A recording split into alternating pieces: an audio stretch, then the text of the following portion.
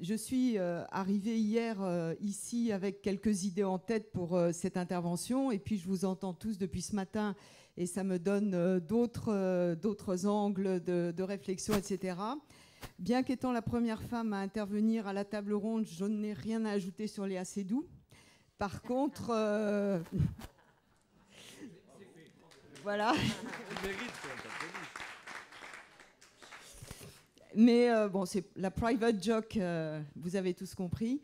Et puis, je voudrais vous dire 2-3 choses en essayant d'abord de vous donner des éléments de contexte sur Eramet, et puis quelques réflexions personnelles. Alors, les éléments de contexte, des choses qui, à mon avis, n'ont pas été vraiment dites.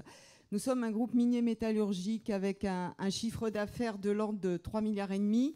Et puis, on est 15 000 dans le monde, dans une vingtaine de pays. On n'est pas très connu parce qu'on est B2B, comme on dit en français.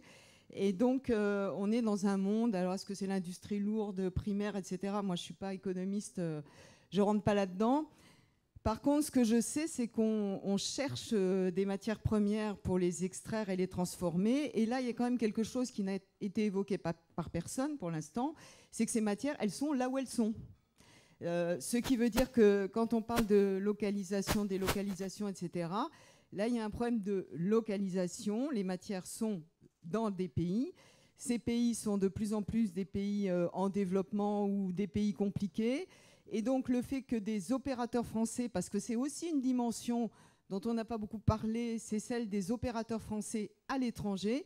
Et le fait qu'il y ait de plus en plus d'entreprises françaises, il y en a beaucoup d'ailleurs, qui soient puissantes à l'étranger, qui développent, pas seulement exporter, mais avoir des activités, ça n'est pas forcément négatif, bien au contraire, puisque nous avons les centres de recherche, nous avons des activités, et c'est avec ces matières premières sur lesquelles on gagne de l'argent et on crée de la valeur, qu'on trouve et qu'on extrait à l'étranger, qu'on peut imaginer investir sur des usines de transformation en France.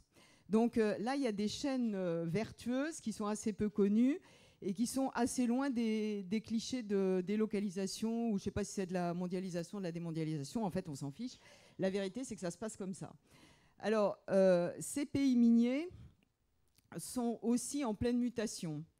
Ce qui se dit souvent et ce qui est connu, c'est que autrefois, il y a eu des compagnies minières extrêmement puissantes, bon, qui ne faisaient peut-être pas grand cas du pays dans lequel elle était. Bon, c'est quand même quelque chose qui est en train de changer, en tout cas dans les groupes les plus professionnels, et pas seulement Eramet. Hein.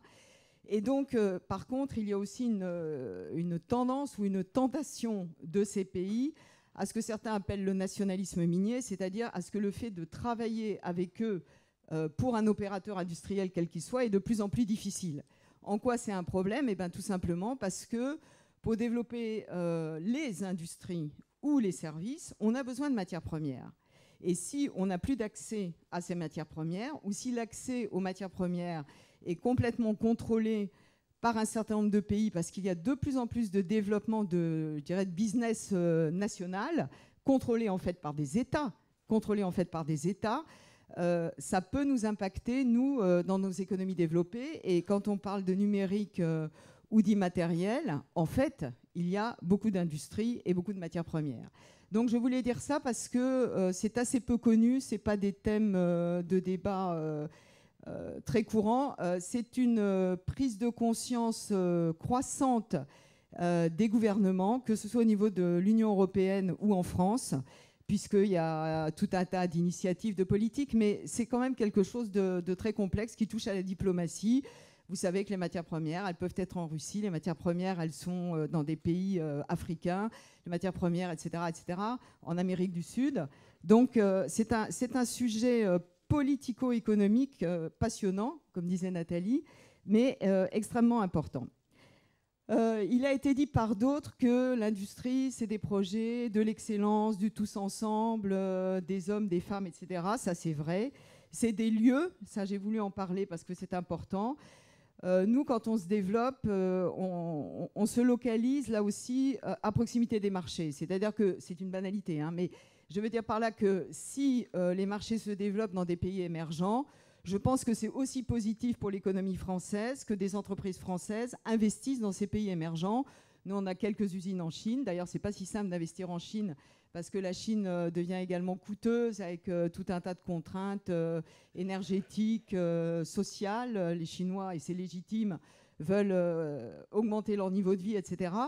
Donc je pense qu'il faut voir cet ensemble de manière intelligente et positive et surtout pas de manière étriquée et défensive, parce que là, on n'ira nulle part. Et puis, pour dire un mot d'un autre angle un angle de réflexion ou d'attaque, j'en sais rien, c'est tout ce qui est environnemental. Là aussi, c'est un sujet dont je m'occupe et qui me passionne. Quand on dit qu'il y a trop de réglementation, trop de pression, etc., c'est vrai pour partie, mais là, je m'adresse vraiment aux citoyens qui sont dans cette salle. C'est aussi à cause de leurs attentes et de leurs demandes. Donc, les politiques, quels qu'ils soient, qui créent ces réglementations, répondent à une demande politique. Donc là, il y a une véritable réflexion aussi pour éviter la schizophrénie, c'est-à-dire d'un côté demander des relances industrielles et économiques, et de l'autre exiger tellement de protection, tellement de normes et tellement dans le détail que ça n'est plus possible à gérer. Donc je pense qu'on peut interpeller l'administration et les politiques de droite comme de gauche, mais il ne faut pas oublier qu'il y a une demande sociale et que je pense que chacun, comme citoyen, doit s'interroger sur ses priorités. Parce que c'est ça qui fait toute cette réglementation. Voilà ce que je voulais vous dire pour ce débat. Merci Catherine.